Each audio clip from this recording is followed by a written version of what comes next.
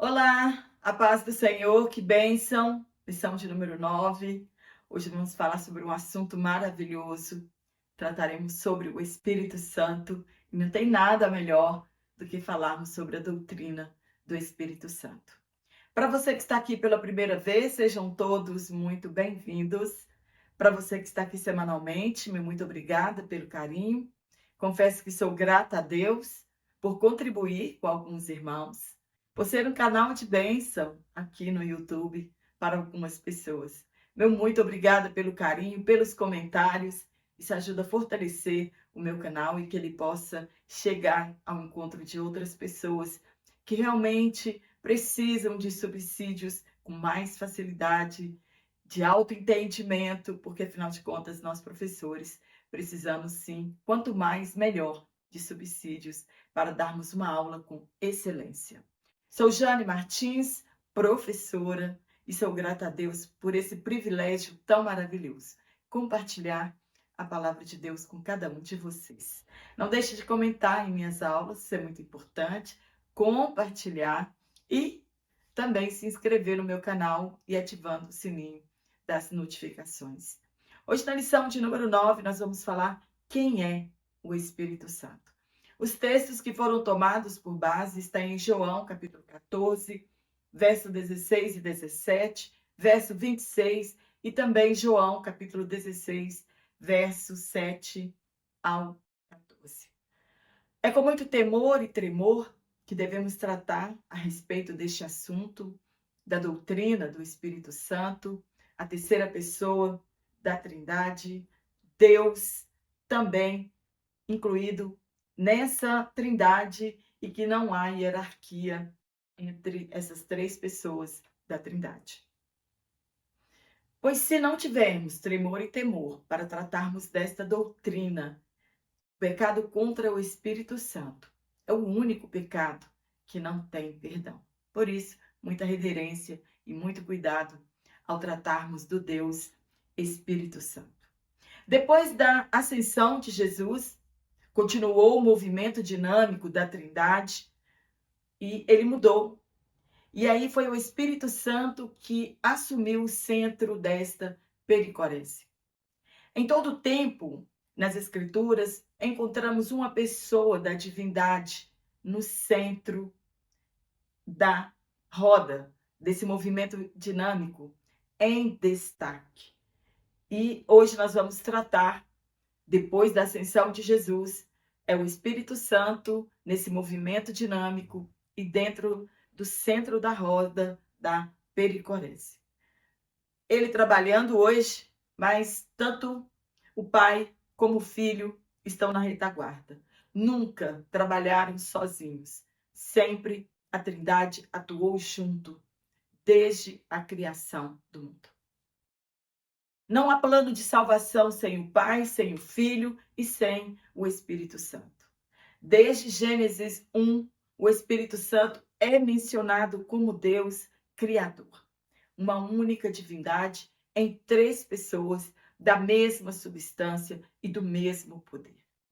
Não há uma hierarquia na Trindade, e sim papéis diferentes, pessoas distintas. Deus não se manifestou de três formas diferentes, como dizem os heresiarcas. Não são três deuses, e sim um Deus dividido em três pessoas iguais em seus atributos e, no entanto, individuais e distintas no que se refere a seus ofícios, incumbências e ministérios. É crer no sobrenatural, sem deixar de lado a nossa razão.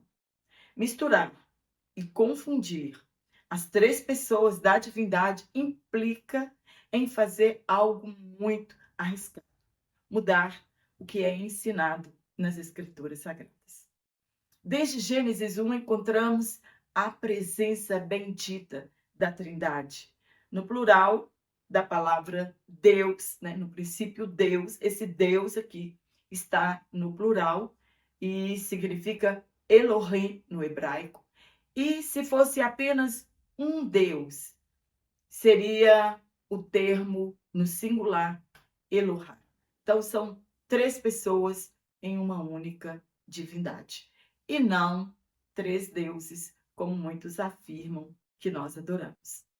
No versículo 2 de Gênesis 1, o Espírito Santo é mencionado como aquele que se movia sobre a face das águas. A terra era sem forma e vazia. E havia um caos. E o Espírito Santo deu fim ao caos e beleza e plenitude ao que era vazio.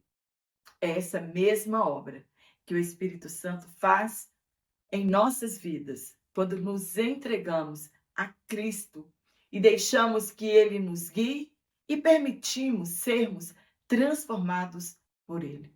Minha vida, antes de Jesus, era um caos. E quando aceitei Jesus como meu Salvador, o Espírito Santo trouxe plenitude e paz para a minha vida. A pergunta é: quem é o Espírito Santo? Não adianta modificar os textos bíblicos a respeito da pessoa do Espírito Santo. Não adianta tentar diminuí-lo na Trindade. Ele é Deus. A tradução do Novo Mundo, dos Testemunhas de Jeová, transformou o Espírito Santo de Gênesis 1 e 2, entre aspas, em uma força ativa de Deus. As Testemunhas de Jeová, o raelinismo e a ciência cristã tentam negar a personalidade do Espírito Santo. É raelianismo. Mas se todos olhassem as Escrituras e prestassem bem atenção no que Moisés escreveu, eles não estariam corrompendo a palavra de Deus. O Espírito Santo é Deus, é a terceira pessoa da Trindade. Ele é nosso consolador, ele é nosso guia, nosso ajudador, nosso conselheiro. É aquele que nos convence do pecado e da justiça. O Espírito Santo é intercessor, pois nos ajuda a orar com gemidos inexprimíveis. Ele é o nosso selo, nosso penhor, nossa garantia. Ele que opera por intermédio de nossas vidas. Ele é aquele que nos santifica, nos encoraja e nos capacita. Ele não é uma força ativa e impessoal. Ele se relaciona conosco, podemos entristecê-lo, nossas atitudes podem afastá-lo de nossas vidas. Somos santuário e morada dele. E se somos santuário, ele é Deus. Como podemos defender a doutrina bíblica da divindade do Espírito Santo se não o conhecemos e não sabemos nada sobre ele? É ele que dá vida e renova todas as coisas. Onde está o Espírito do Senhor, ali há liberdade. Essa liberdade não deve ser confundida com libertinagem, isto é, você pode ser e fazer o que você quiser, porque você tem o Espírito Santo, ou onde ele está, a liberdade. Isso é uma inverdade. Onde ele está, a liberdade. Liberdade do pecado, liberdade da velha natureza, liberdade da escravidão do pecado, da prostituição, da mentira e das heresias. O Espírito Santo é uma promessa de Deus, desde Joel. E Jesus confirmou a mesma promessa, dizendo que rogaria ao Pai para que ele enviasse o Espírito Santo. Mas somente depois de sua partida isso aconteceria. E em Atos 2 é a chegada da promessa, o Espírito Santo. No Antigo Testamento, pessoas específicas para determinados propósitos divinos eram ungidas com azeite para receberem capacitação para cumprimento de uma missão. Eram poucas pessoas para assuntos de Deus. Porém, havia uma promessa de derramamento do Espírito Santo. Agora, não somente em algumas pessoas, como reis, profetas, sacerdotes ou juízes, mas para toda a carne. A unção ficou diferente no Novo Testamento. Não houve mais a necessidade do derramamento do azeite sobre a cabeça de alguém, mas somente a presença do Espírito Santo na vida daquela pessoa já era sinal de que ela fora ungida por Deus. Assim aconteceu com Jesus e ele mesmo nos explicou sobre essa nova maneira de unção. Jesus leu o que estava escrito sobre ele em Isaías 61, em uma reunião, em uma sinagoga. Ele leu, entre aspas, o Espírito do Senhor, Deus, está sobre mim, porque o Senhor me ungiu para pregar boas novas aos mansos. Enviou-me a restaurar os contritos de coração, a proclamar liberdade aos cativos e a abertura de prisão aos presos. A unção de Jesus foi feita em seu batismo no Jordão, quando ele orava. Os céus se abriram e o Espírito Santo veio em forma de uma pomba e pousou sobre Jesus. E o Pai testificou do céu a respeito de Jesus como o Filho que trazia prazer a ele. Era a obediência de Jesus.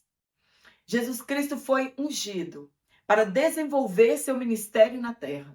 E esse mesmo Espírito nos capacita também para desenvolvermos a obra de Deus. Desde os dias apostólicos, a igreja reconhecia o Espírito Santo como Deus igual ao Pai e igual ao Filho. No primeiro tópico, nós vamos falar sobre o Consolador. O que é Consolador? Consolador é aquele que traz alento, aquele que traz conforto e aquele que consola.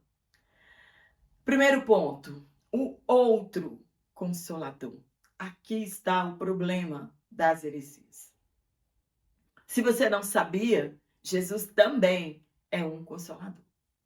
E ele prometeu aos discípulos que rogaria ao Pai e ele enviaria, entre aspas, outro Consolador. Esse outro aqui é a causa de heresias da parte dos testemunhas de Jeová e outras seitas existentes. A palavra empregada aqui para outro no grego é allos e não heteros. Jesus disse que enviaria outro, allos, consolador, paracletos. Ele é o Espírito de verdade, que usa a verdade para nos guiar. O Espírito Santo é outro consolador da mesma espécie, da mesma qualidade de Jesus, e não outro consolador diferente. Ele é diferente na personalidade, mas ele é igual na essência. Se ele fosse uma força ativa, impessoal, a palavra correta no grego a ser usada aqui seria heteros ou héteros, diferente. O ensino das testemunhas de Jeová, ele é equivocado e forçam uma tradução que não é correta. Jesus nos prometeu enviar outro, allos. Esse outro aqui é allos. Como ele. Allos aqui quer dizer como ele, da mesma essência e não heteros. Isto é, outro consolador diferente. Jesus não enviaria outro consolador diferente, mas enviaria outro consolador como ele. Ponto 2. O paracleto. O paracleto significa o consolador. Então, paracleto significa, entre aspas, chamado juntamente para assistir. Ou um advogado, como em 1 João 2:1, se referindo a Jesus Cristo. Foi assim que Jesus foi chamado. Isso mesmo. O Espírito Santo opera em nós e por intermédio de nós. E não que ele opera por nós.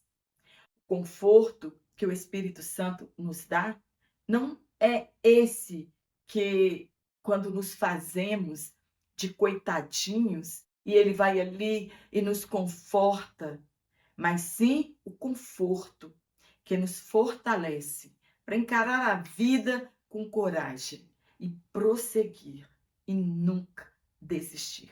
É assim que ele assiste ao nosso lado. O termo grego paracletos vem do termo, entre aspas, para, que significa ao lado de, próximo, e do verbo kaleo, que significa chamar, convocar. De modo que essa palavra significa defensor, advogado, intercessor, auxiliador e ajudador. Paracleto, então, é o consolador. Ele foi enviado para ficar conosco, para nos ensinar e nos fazer lembrar tudo que Jesus ensinou. Convencer o mundo do pecado, da justiça e do juízo, e para nos guiar em toda a verdade. Jesus diz que ele não falará de si mesmo e glorificará a Jesus.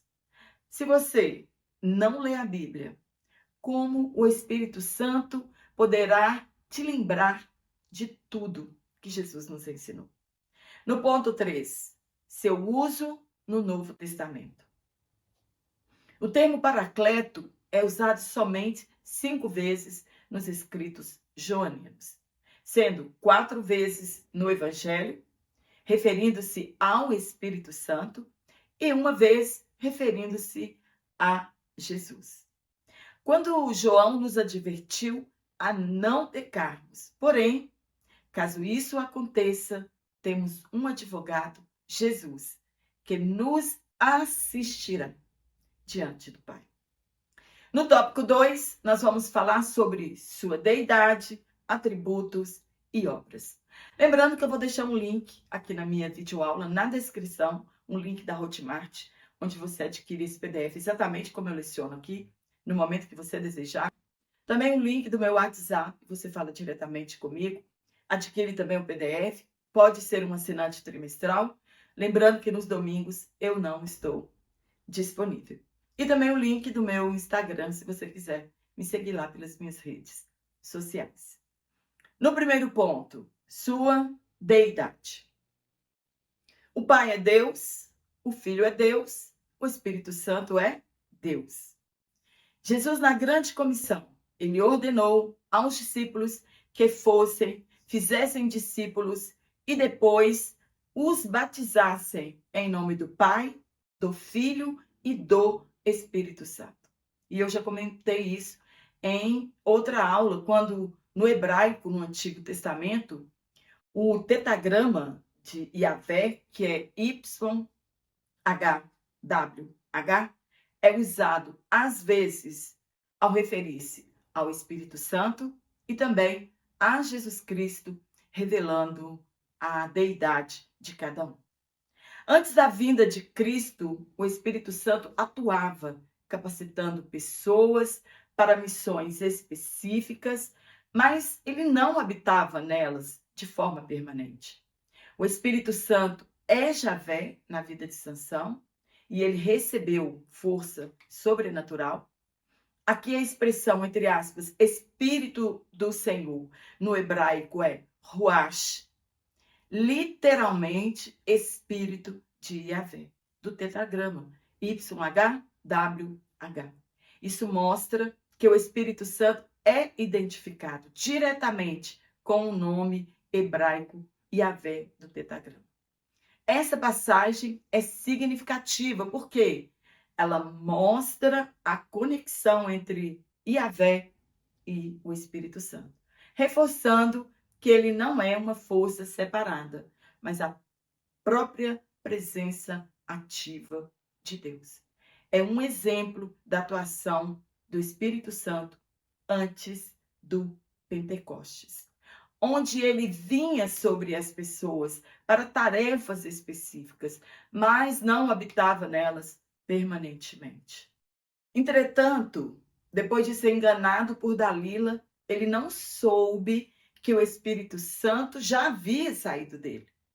Podemos encontrar somente Espírito do Senhor, como pode ser apenas Senhor em uso alternado, ficando claro que o Espírito Santo é o próprio Deus. Ele é Javé. Bezalel, que foi cheio do Espírito para construir o tabernáculo. Os profetas que falavam a palavra de Deus por meio dele.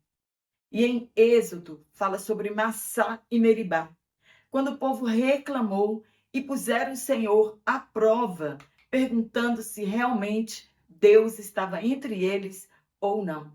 E quando chegamos lá no Novo Testamento, na carta aos Hebreus, o escritor testifica o mesmo texto de Êxodo, agora trazendo o nome do Espírito Santo. E ele diz: o Espírito Santo diz que se ouvirmos a sua voz, não devemos endurecer nossos corações, como foi na provocação no deserto, e que por 40 anos o povo viu as suas obras do Espírito Santo.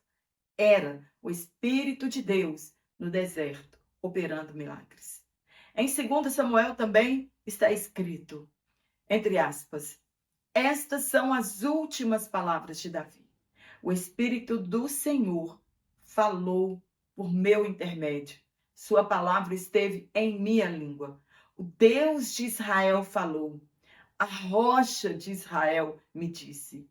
Quem governa o povo com justiça, quem o governa com o temor de Deus. E existem outros trechos bíblicos que também assim apresentam o Espírito Santo.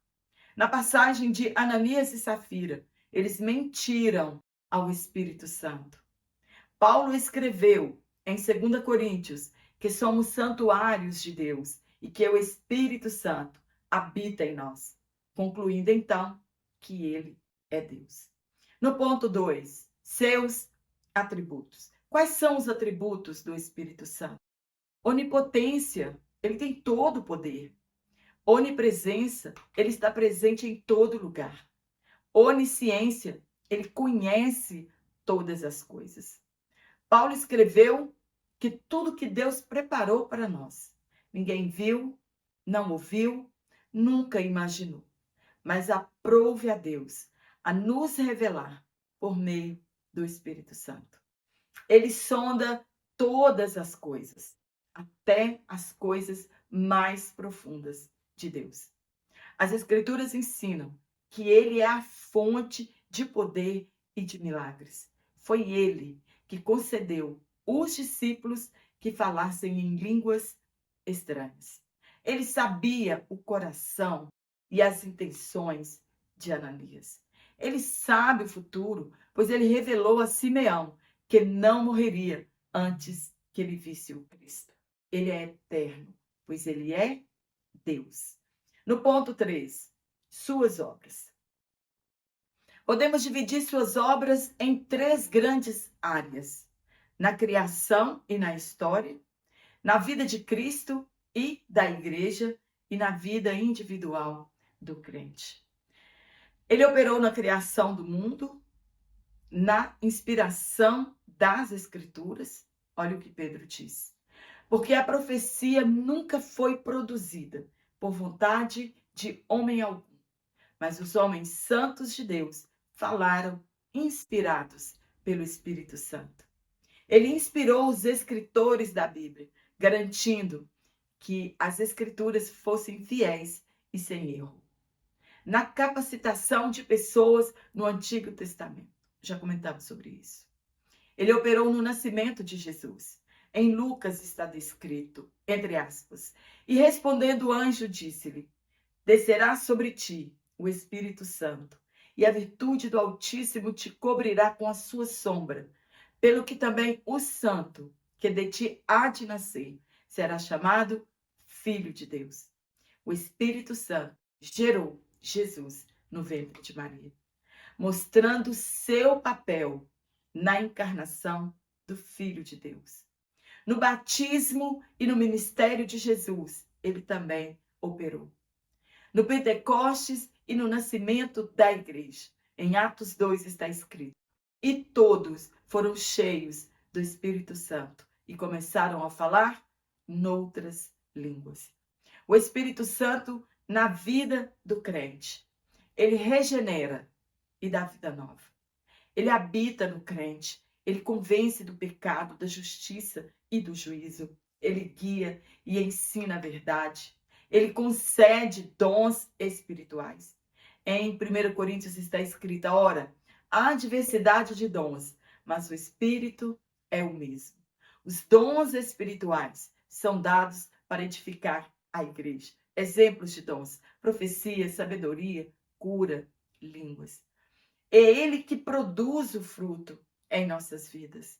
Mas o fruto do Espírito é amor, alegria e paz, paciência, benignidade e bondade, fidelidade, mansidão e domínio próprio. É ele que gera o fruto em nós. É o Espírito Santo que molda nosso caráter, tornando-nos mais semelhantes a Cristo. Ele intercede por nós. Está escrito em Romanos, entre aspas, e da mesma maneira também o Espírito ajuda as nossas fraquezas, pois não sabemos o que havemos de pedir como convém, mas o mesmo Espírito intercede por nós com gemidos inexprimíveis. Mesmo quando não sabemos orar, ele intercede por nós diante do Pai. Ele testifica de que somos filhos de Deus. Em Romanos está escrito: o mesmo Espírito testifica com o nosso Espírito que somos filhos de Deus. Essa é a obra do Espírito em nossas vidas. O Espírito Santo confirma em nosso coração que pertencemos a Deus e que temos um relacionamento verdadeiro com Ele. Ele nos santifica e nos transforma de glória em glória. Ele dá poder espiritual para testemunharmos. Ele nos consola e nos dá paz. Ele concede discernimento espiritual. O Espírito Santo nos dá discernimento para entender verdades espirituais, para reconhecermos a voz de Deus e para evitarmos enganos e heresias. Ele produz unidade entre os crentes. Ele ajuda em nossa fraqueza. Ele nos ajuda a vencer as obras da carne quando andamos no Espírito. Ele nos enche de alegria e de gratidão. Devemos nos encher do Espírito. Ele revela o futuro e a vontade de Deus. Ele que dá a vida eterna. Quando semeamos no Espírito, ceifaremos dele vida eterna. Ele é o Senhor da igreja. É ele que dá líderes à igreja para apacentar o rebanho de Deus, de Cristo, que resgatou o seu próprio sangue. No último tópico, nós vamos falar sobre heresias antigas e novas. Aqui no tópico 1, eu já vou comentar o tópico 2. Eu acredito que fica de mais fácil entendimento. Nós já falamos sobre as heresias e quem criou, quando começou, o que elas defendiam e quem são elas hoje na atualidade. Eu acredito que vai ficar um desenvolvimento mais fácil de entendimento melhor das heresias. Então, no ponto 1, nós vamos tratar sobre as primeiras heresias e no ponto 2, nós vamos tratar sobre as heresias na atualidade. Até o Concílio de Nicéia, a atenção dos heresiarcas era totalmente voltada a Jesus Cristo, sua divindade, suas duas naturezas, sua humanidade. E após isso, se voltaram à doutrina do Espírito Santo. Não havia um consenso comum no Oriente acerca do Espírito Santo. E aí as heresias começaram a acontecer. Na letra A, nós vamos falar sobre os arianistas, que também era uma doutrina lá, uma heresia, né? Lá do primeiro e segundo século. Então, o arianismo no século IV, como eles viam o arianismo agora já no século IV. Então, foi Ário, um presbítero de Alexandria, que por volta de 318 depois de Cristo deu início a essa heresia. E ele ensinava que o Filho e o Espírito Santo não são Deus, mas criaturas feitas pelo Pai. Que o Espírito Santo seria um ser criado inferior ao Filho. Ele acreditava, Ário queria defender a unicidade de Deus e não aceitava que Jesus e o Espírito Santo fossem igualmente divinos. Ele achava que ele tinha boas intenções e ele estava reformulando uma nova heresia. Então, a igreja imediatamente deu a sua resposta. O Concílio de Nicéia, em 325 d.C., condenou o arianismo e afirmou a plena divindade do Filho. Eles achavam que Deus era um só, isso nós sabemos que sim. Entretanto, eles achavam que Deus era o Filho e que Deus era o Espírito Santo ao mesmo tempo. O Concílio de Constantinopla, em 381, reafirmou a divindade do Espírito Santo. E quem ainda segue essa ideia hoje, na atualidade? As testemunhas de Jeová ensinam que o Espírito Santo não é Deus, mas sim uma força impessoal. A Igreja de Deus do Sétimo Dia, algumas vertentes delas, não são todas, negam a Trindade e consideram o Espírito Santo apenas como o poder de Deus. Letra B, os tropicianos. O tropicianismo surgiu entre os arianos e outros grupos que tinham visões distorcidas da Trindade. O nome vem da palavra grega tropos, quer dizer, modo ou figura, porque os tropicinianos interpretavam certas passagens bíblicas de forma figurada e não literal. Eles afirmavam que o Espírito Santo não era Deus e usavam versículos da Bíblia para justificar essa visão, interpretando-o de maneira simbólica. O que eles ensinavam?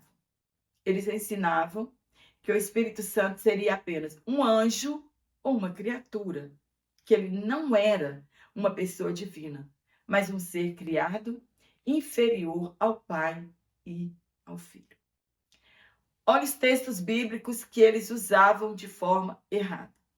Eles citavam versículos como Salmo 33:6, entre aspas, pelo sopro de sua boca foram criados os exércitos dos céus, para argumentar que o Espírito Santo seria apenas um sopro ou uma energia vinda de Deus. Qual foi a influência do arianismo para esta outra heresia? Como os arianos negavam a divindade de Cristo, os tropicianos foram além e negaram a divindade do Espírito Santo também. Então, Ario negava a divindade de Jesus e os tropicianos negavam a divindade do Espírito Santo. O tropicianismo foi rejeitado pela Igreja no Concílio de Constantinopla, em 381, que reafirmou que o Espírito Santo é Senhor e doador da vida e que ele procede do Pai. Está lá no Credo Niceno Constantinopolitano. O modalismo, que é o sabelianismo no século III, ele não está na lição, mas eu trouxe só para dar mais um pouquinho de entendimento. Ele ensinava que Deus não é trino, mas se manifesta em modos diferentes. Então, no Antigo Testamento, esse é um modalismo, o modo como Deus se manifesta em todas as épocas das Escrituras. Então, no Antigo Testamento, ele era o Pai. No Novo Testamento, ele se manifestou como Filho. E na era da Igreja, ele se manifesta como o Espírito Santo. Para eles, o Espírito Santo não é uma pessoa distinta, mas apenas uma manifestação de Deus. Eles queriam defender a doutrina da Trindade, mas complicaram.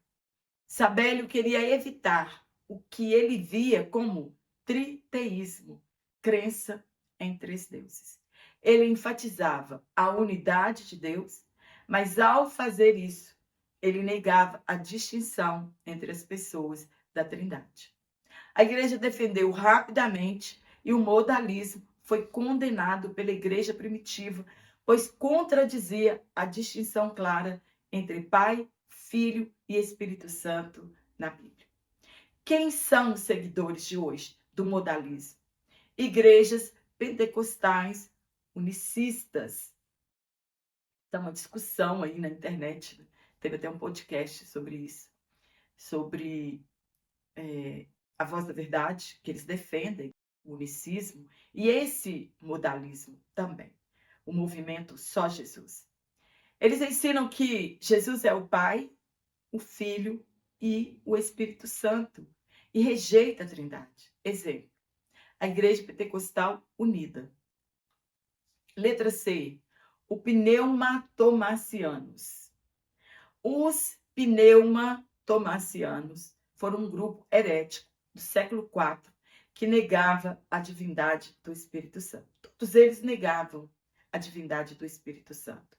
O nome pneumatomaciano vem do grego pneuma, que é espírito, e makos, oponente ou lutador, significando aqueles que combatem o espírito. Eles também eram chamados de macedonianos, pois seu principal líder foi Macedônio I, bispo de Constantinopla. Eles ensinavam que o Espírito Santo não é Deus.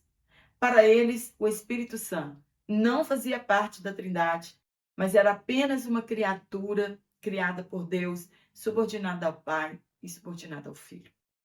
Foram influenciados pelo arianismo. Como os arianos negavam a divindade de Cristo, os pneumatomacianos foram além e negaram também a divindade do Espírito Santo. Qual foi a interpretação errada da Bíblia? Que versículo eles pensaram para afirmar essa heresia? Eles usavam textos como João 20, 22, entre aspas, que estava escrito: soprou sobre eles e disse: recebam o Espírito Santo. Quando Jesus, depois de ressurreto, entrou no cenáculo, onde os discípulos estavam ainda temerosos e reunidos, e Jesus assoprou sobre eles o Espírito Santo, para argumentar que o Espírito Santo era apenas um sopro ou uma força impessoal. Veja que eles usam isso tanto no Antigo, que nós já lemos o Antigo Testamento, como no Novo Testamento aqui. Lá no Antigo, o Espírito Santo também é chamado de sopro, e aqui no Novo Testamento também, Jesus assoprou sobre eles o Espírito Santo. O Concílio de Constantinopla, em 381, condenou essa heresia e reafirmou a divindade do Espírito Santo, adicionando ao credo niceno constantinopolitano. Que nome difícil, gente. Entre aspas, o credo está registrado assim: creio no Espírito Santo, Senhor e doador da vida, que procede do Pai e do Filho, e com o Pai e o Filho é adorado e glorificado.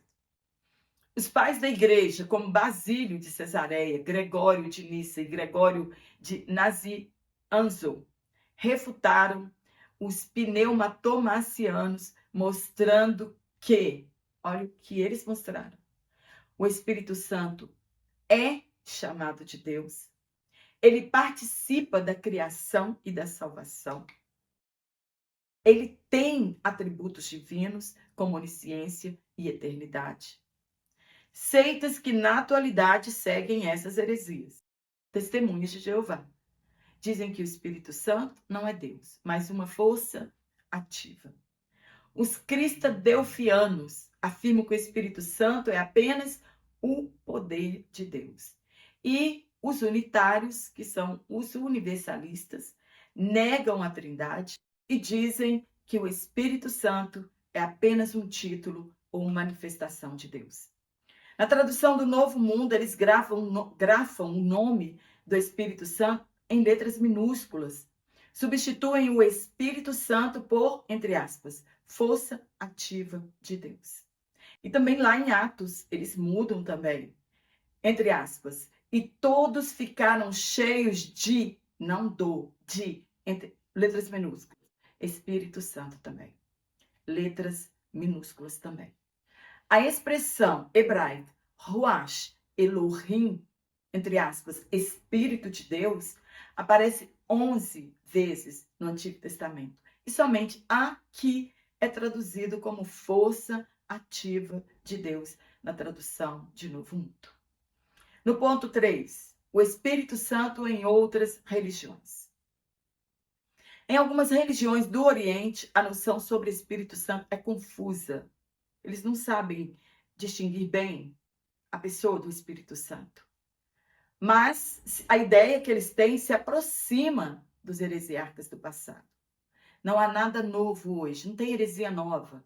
O diabo trouxe todas as heresias antigas para o nosso tempo, né? E ele usa essas mesmas ideias para enganar as pessoas. Letra A, uma crença estranha. Eu nunca li o Alcorão, né? Estou falando aqui do que essas pessoas que leram, nosso comentarista e outras pessoas já leram e estudam o Alcorão. Então, nós só estamos transmitindo aqui o que eles falam, né? Então, vou falar com propriedade. Não, nunca li o Alcorão. E eles leram e eles têm propriedade para falar. Então, nós estamos só replicando o que o nosso comentarista trouxe aqui. Tem um texto, né, no Alcorão, ele está dizendo aqui, que é descrito com palavras que são atribuídas a Jesus Cristo. Em resumo, o que esse texto quer dizer? Que Jesus é um mensageiro de Deus, que ele veio aqui apenas para confirmar a Torá, que é o Pentateuco, para anunciar que viria um mensageiro depois dele e cujo nome é Ahmed. Para eles, é o cumprimento da promessa feita por Jesus sobre o Consolador, do Paracleto. Só que foi uma exegese mal feita da palavra. Então, eles interpretam essa palavra Consolador como Periclitos, uma pessoa ilustre, e não Paracletos, o Consolador. Assim, eles concluem equivocamente que Maomé é o Consolador prometido por Jesus. Lembrando que a palavra periclitos não é bíblica, não aparece em nenhuma versão, não está no Antigo e nem no Novo Testamento. Qual foi a resposta bíblica que a igreja deu? É Jesus que atesta sobre a identidade do Espírito Santo quando diz que enviaria outro Consolador, outro halos da mesma espécie, Paracletos, Consolador, o Espírito de verdade que o mundo não conhece. Enviaria para que fique conosco para sempre, que habitasse em nós, que ele testificaria de Jesus e era o Espírito, e ele era o Espírito que procede do Pai. É impossível uma força ativa e impessoal ser enviada. Como que uma força ativa seria enviada em nome de alguém? Como que essa força ativa operaria por intermédio das pessoas, né? Tenha vontade própria de operar no mundo e na vida das pessoas e que tem os mesmos atributos divinos de Deus Pai e de Deus Filho. A própria palavra de Deus desbanca todas essas heresias a respeito da doutrina do Espírito Santo. Amém? Espero ter te ajudado. Se você gostou, dá um curtir, compartilhe em suas redes sociais. Não deixe de se inscrever em meu canal, ativar o sininho das notificações para que você semanalmente receba as minhas aulas. Está realmente difícil o nosso trimestre, mas nada que o Espírito Santo não possa nos ajudar a compreender, a estudarmos e que a nossa mente se abra, então, para as doutrinas bíblicas. Espero você aqui na nossa próxima aula, se Deus assim nos permitir. Então, um forte abraço a todos vocês.